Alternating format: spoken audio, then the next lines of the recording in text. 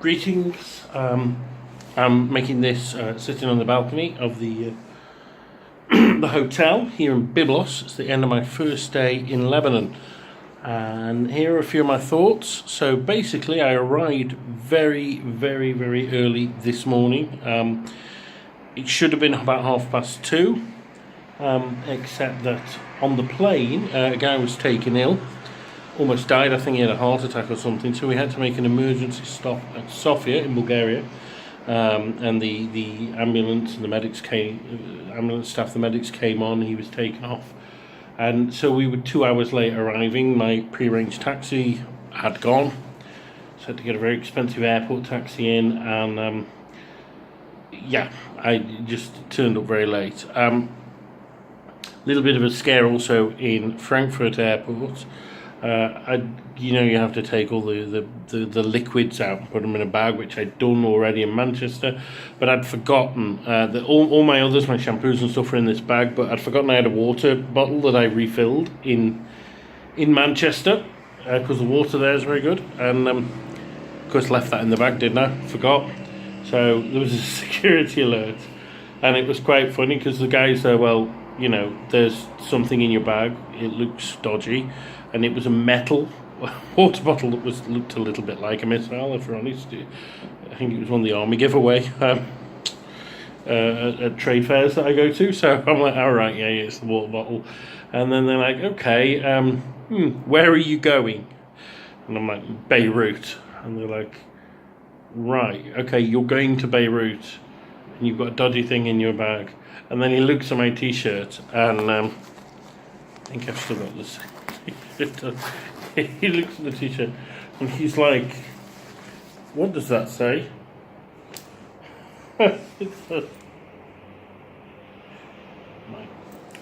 North Korea's best Korea.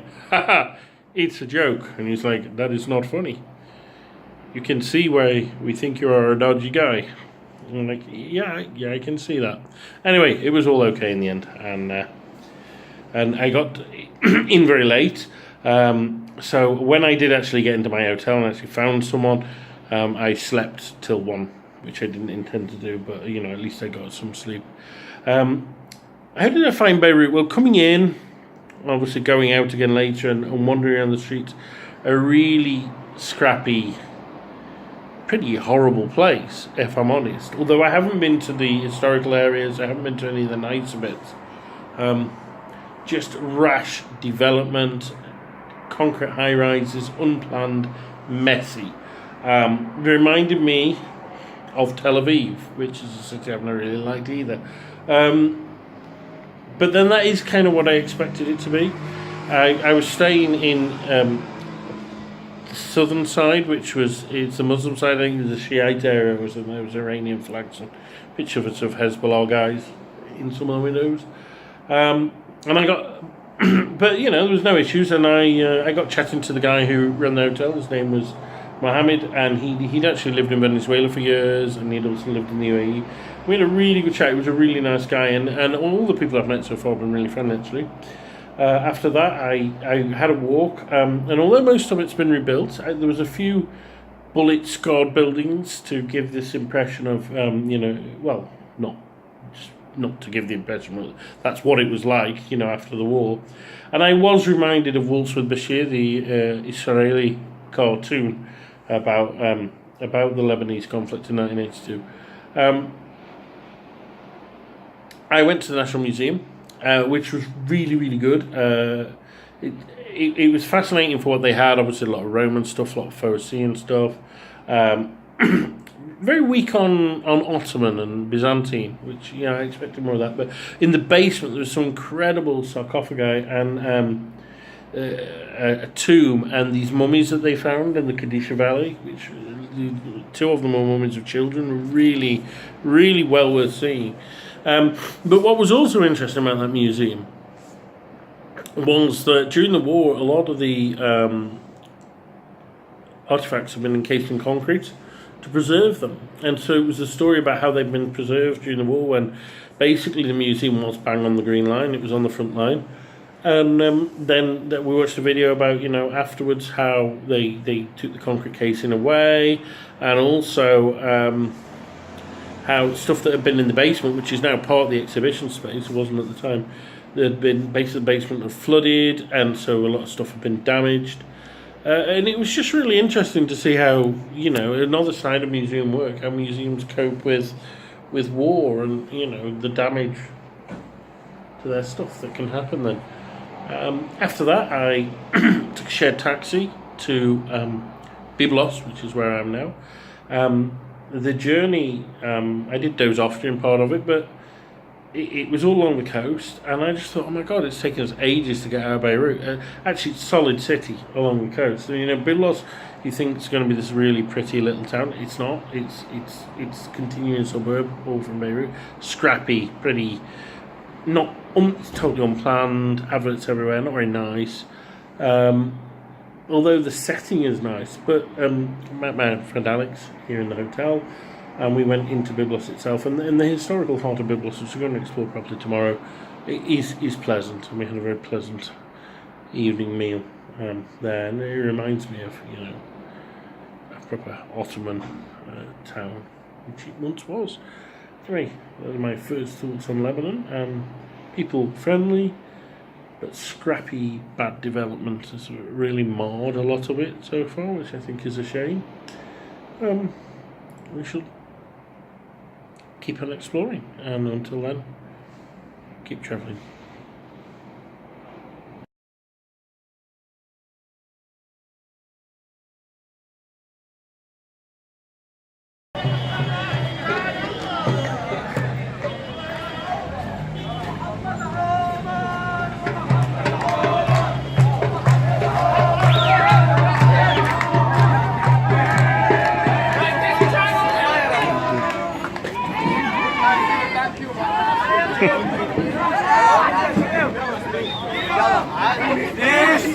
Despacito,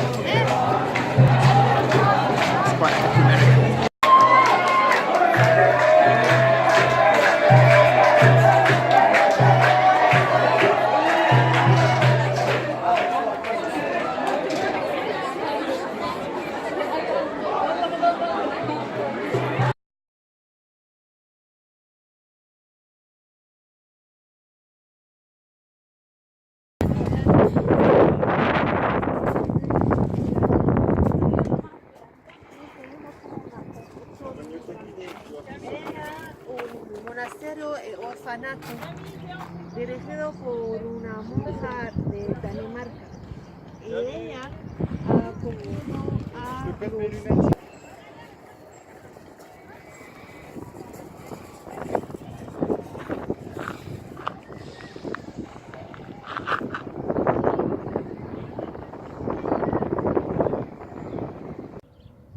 Greetings, so this is my second day in Lebanon, and I am at the ancient archaeological site of Byblos, the modern day town of Jubail.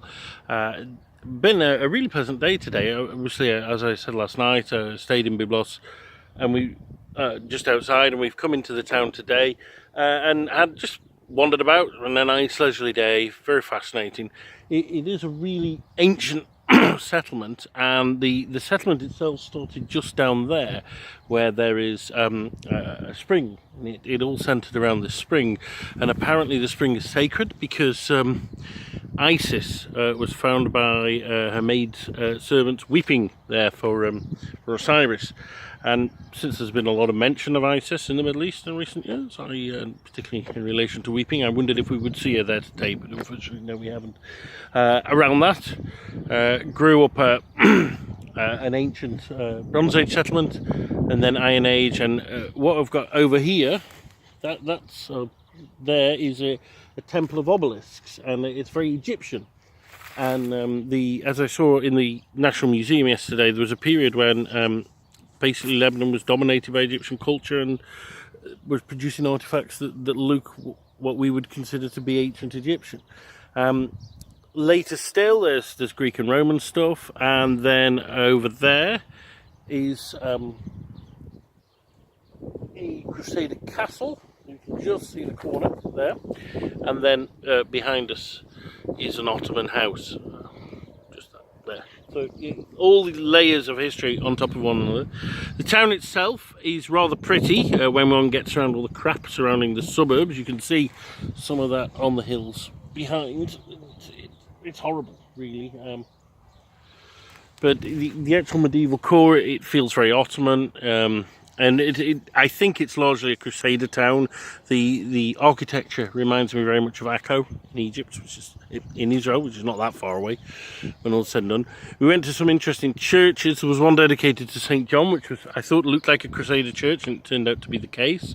And also a Greek Orthodox one, which I found very beautiful and moving. And we went to a gorgeous little mosque, which the caretaker showed us around, gave us a guided tour. He didn't make a lot of sense. His English wasn't brilliant, but I think he was trying to tell us it was built by Saladin after it had been liberated from the Crusaders. But it was a beautiful little mosque, that was. And then there was a tiny church, probably Crusader vintage, just out here, dedicated to Our Lady, which reminded me a little of St. Trilla's Chapel in Ross-on-Sea because of how small and intimate it was.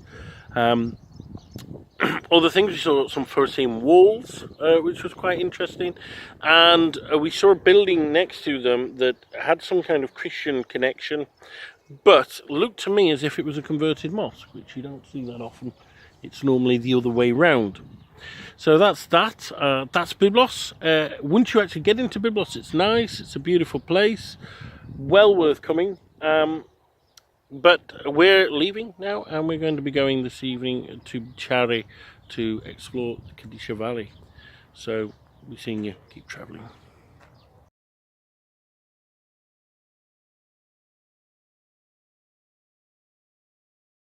And the sun sank slowly in the west.